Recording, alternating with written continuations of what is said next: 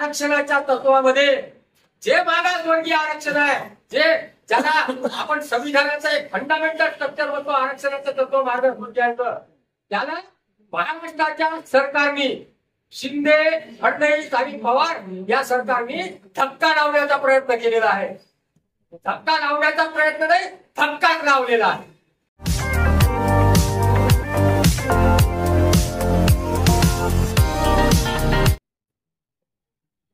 गेल्या काही वर्षापासून आपण काही पक्ष देशाचं संविधान बदलणार आहे अशी चर्चा करत होते.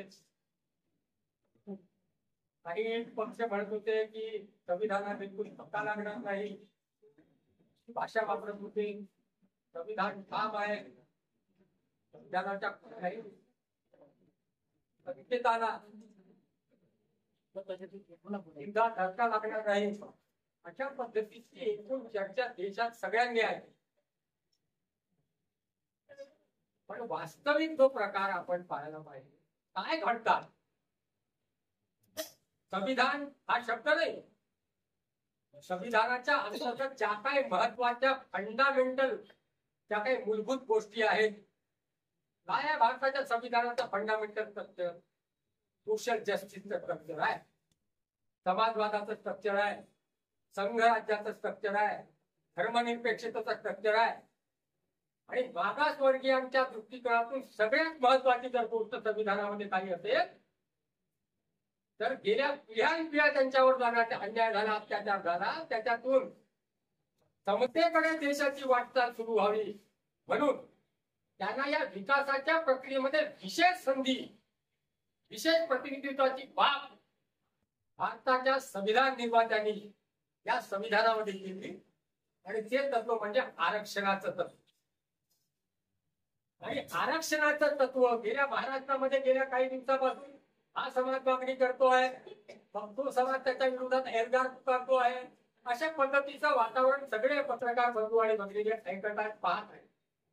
अशा स्थितीमध्ये हळूच पदार्थ काहीतरी प्रक्रिया करून एकूणच जे आपण चर्चा करत आहोत, काल परवा राहुल गांधीचं भाषण ऐकलं, सामाजिक दृष्टिकोनातून परिस्थितीमध्ये बदल झाला. देशाच्या सामाजिक परिस्थिती आम्हाला सगळ्यांना माहिती आहे, त्याच्यावर 2 घंट्यात भाषण होऊ शकतं. काय सामाजिक परिस्थिती, त्याच्यात काय बदलाची प्रक्रिया, आणि त्या दृष्टिकोनातून त्यावेळेस आरक्षण समाप्तीची बात करत असताना त्याच्या विरोधात वावटं उठलं की आरक्षणाच्या विरोधात आरक्षण समाप्त करायला निघालेले. आणि विरोधी पक्षाचा नेता आहे, त्याचा जो सत्ता नाही, काही नाही, तो आरक्षण समाप्त करायला निघाला.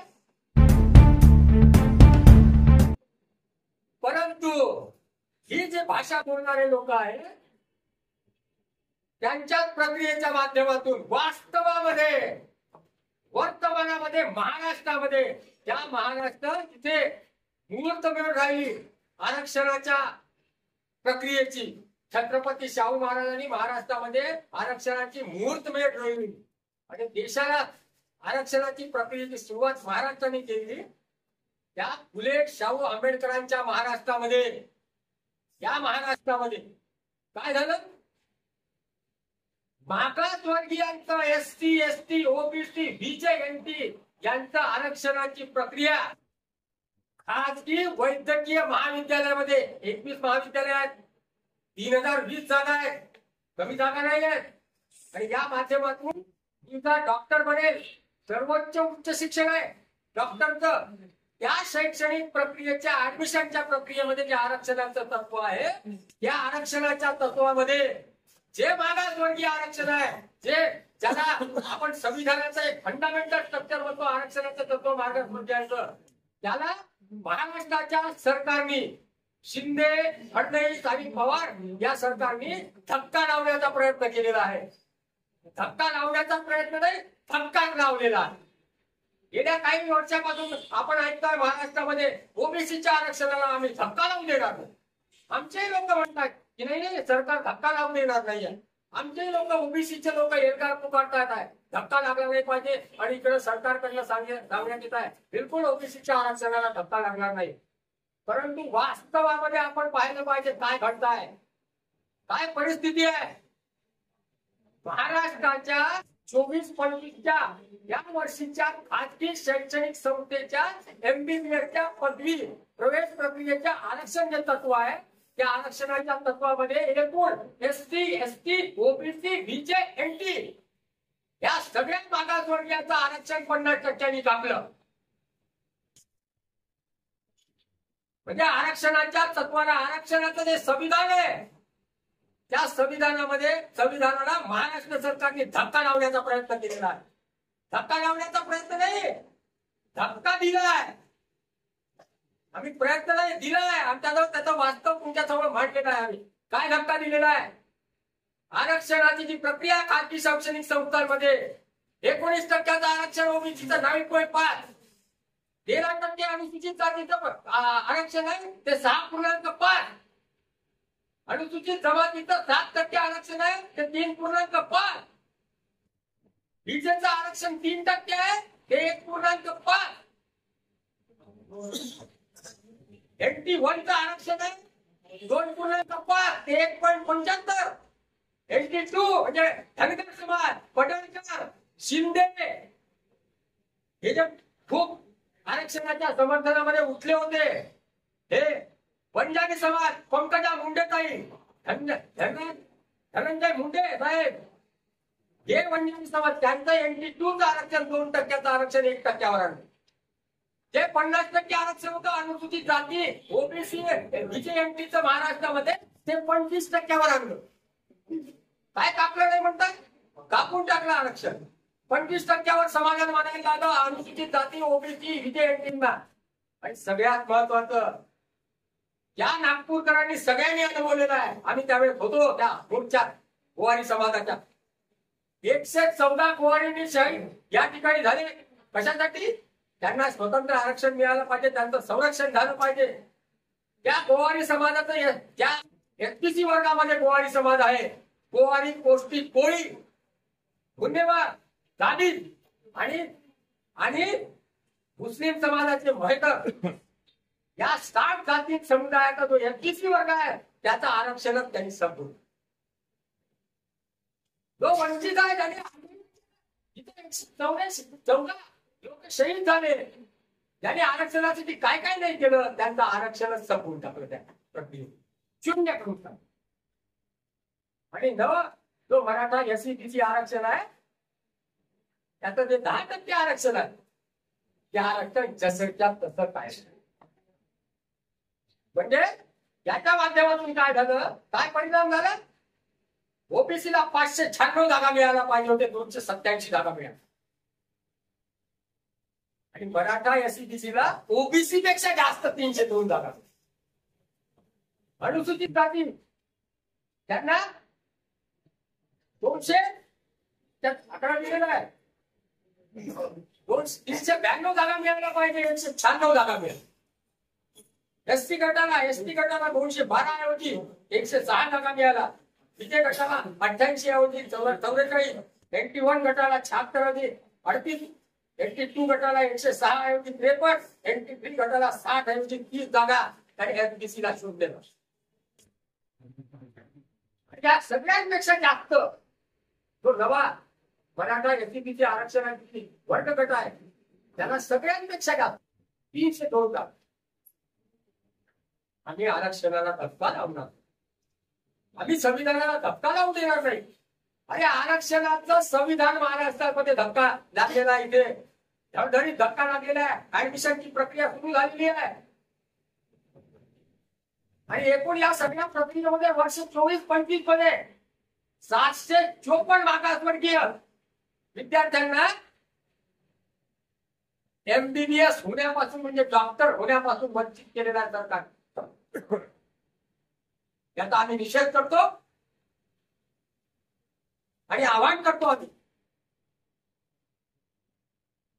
काय आवाहन करतो? आम्ही आवाहन करतो की सरकारने या संदर्भात माफी मागितली. सगळ्या मागासवर्गीय समाज जाहीर माफी मागितली आणि त्या SBC वर्गाची ते तिथे जाऊन माफी मागितली. सरकारी वैद्यकीय महाविद्यालयामध्ये आरक्षणाचा तपास धोरण नाही आहे. खाजगी संस्थांमध्ये कसं आलं का आलं 3020 जागा आहेत. किती 3020 कमी नाही. आणि 3020 जागेपैकी 754 मागासवर्गीय विद्यार्थ्यांना MBBS होण्यापासून थांबवलेलं आहे. एवढा हात त्यांनी केलेला आहे. आणि जे तथाकथित नेते आहेत ओबीसीचे, जे सरकारमध्ये बसलेले आहेत, बावनकुळे असो, भुजबळ असो, किंवा या समर्थनामध्ये धक्का लागणार नाही म्हणता धक्का लागून गेला. त्या राष्ट्रीय ओबीसी महासंघाच्या पायवड्यांना आम्हाला प्रश्न आहे की सगळ्या धक्का लागत आहे ना, तुम्ही काय करता? कालच भेटले वाटते ते उपमुख्यमंत्री. धक्का लागताना दिसला नाही का? आणि ज्या धनगर समाजाचे नेते आपल्या पडळकर राम शिंदेजी, महात्माजी, यांनी या सगळ्या गोष्टीचा जबाब दिला पाहिजे. सगळ्या गोष्टीचा या संदर्भात जबाब दिला पाहिजे अशी मागणी या पत्रकार परिषदेच्या माध्यमातून आम्ही करत आहोत. म्हणजे एकीकडे देशामध्ये मागच्या लोकसभेचा निवडणूक संविधान राहते की नाही राहत चर्चा. पण या चर्चेमध्ये ज्या महाराष्ट्रामध्ये एकूण आरक्षणाच्या बाबतीत मागासवर्गीय किंवा अन्य या संदर्भात पैसे संघर्ष सुरू आहे, चर्चा सुरू आहे. आणि या चर्चेच्या दरम्यान असा प्रकार जर महाराष्ट्र सरकारच्या माध्यमातून वैद्यकीय शिक्षण औषधी विभागाच्या माध्यमातून होत असेल, सगळी शीट तुमच्या समोर वास्तव चित्र तुमच्या समोर मांडलेलं आहे. आणि या संदर्भात सरकारने मागासवर्गीय समाजाची जाहीर माफी मागितली पाहिजे. शिंदे, फडणवीस आणि पवार सरकारने. आणि हे तथाकथित या सरकारमध्ये जे ओबीसी नेते बसलेले आहेत आणि त्याच्या समर्थनामध्ये जे उठलेले आहेत, त्यांनी सुद्धा या संदर्भामध्ये जबाब दिला पाहिजे जनतेला की काय घडत आहे त्यावेळेस आम्ही तुझं होतो. अशी मागणी या पत्रकार परिषदेच्या माध्यमातून आम्ही करणार आहोत. याच्यावरही आम्ही विचार करतो या संदर्भामध्ये काही न्यायालयीन प्रक्रिया आपल्याला करता येईल का? कारण भेदभाव केलेला आहे. आरक्षणाचा 14 आर्टिकल आहे, कायद्यासमोर समानता असले पाहिजे. एकीकडे मराठा एससीबीसीला जाण का, बाकीचे काय सगळे सावध आहे तर समान नाही असणार. त्यांचं आरक्षण तसं कायम ठेवलं तर बाकीचं काय ठेवलं. हा भेदभाव करू नका. आर्टिकल 14-15 व्हायलेशन आहे, भेदभाव केलेला आहे. आणि अनुसूचित जाती जमाती ओबीसी विधेयक हे संविधान मान्य वर्ग आहे. तो नवा मराठा एससीबीसी आहे त्याचं तर कोर्टामध्ये सगळी प्रक्रिया सुरू अजून मान्यता मिळाली त्या प्रक्रियेतून. पण त्यांच्या संदर्भात न्याय केलेला आहे, बाकीच्या संदर्भामध्ये तुम्ही अन्याय का केला हा सुद्धा आमचा सवाल आहे. हा भेदभाव तुम्ही का केला? हा भेदभाव करताना तुम्ही शपथ घेताना संविधानाची तिथे आर्टिकल आधारावर तिथे आम्ही संविधानाची शपथ घेतो, गोपनीयतेची शपथ घेतो. हे काय तुला भेदभाव करता तुम्ही? या पत्रकार परिषदेच्या माध्यमातून सरकारला आव्हान आहे, तुम्ही माफी मागा आणि या सगळ्या लोकांनी या संदर्भामध्ये मागासवर्गीय समाजाला जबाब द्यावा अशी मागणी आम्ही राष्ट्रीय मुक्ती मोर्चातर्फे या पत्रकार परिषदेमध्ये करत आहोत. ज्या MBBSच्या ऍडमिशनसाठी काय काय अभ्यास करतात मुलं, कुठल्या पातळीवर अभ्यास करतात, कोणकोणत्या परीक्षा देतात, काय त्यांचे मायबाप त्या सगळ्या प्रक्रियेला लागलेले असतात. अशा सगळ्या प्रक्रियेमध्ये एकीकडे आम्ही मेहनत करायची, ज्यांनी खालून पायाखालची वाळू ओढून घ्यायचा हा जर प्रकार चालत असेल तर हे महाराष्ट्राची मागासवर्गीय जनता सहन करतात.